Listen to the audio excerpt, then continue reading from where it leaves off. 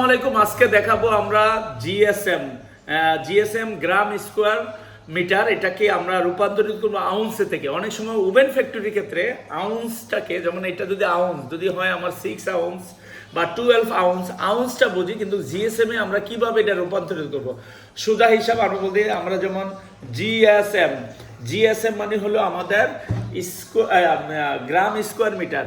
তো গ্রাম স্কোয়ার মিটারটাকে আমরা আউন্সটাকে, যেমন আউন্স যদি হয় 6, তাহলে একটা সূত্র ডাকবো আউন্স, যেমন আউন্স ইন্টু, আমরা আউন্সের পরে আউন্স ইন্টু 33.91 মানে 33.91 সমান সমান আমাদের এটা কিন্তু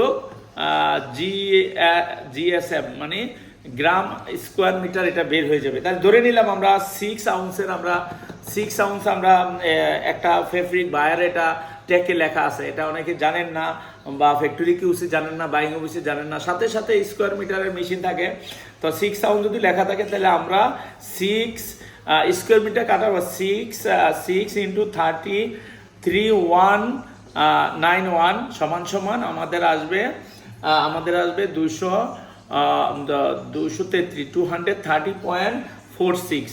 তাহলে আমরা ধরে নিতে পারি 6 আউন্সের হলে তাহলে 230 জিএসএম গ্রাম স্কোয়ার মিটার।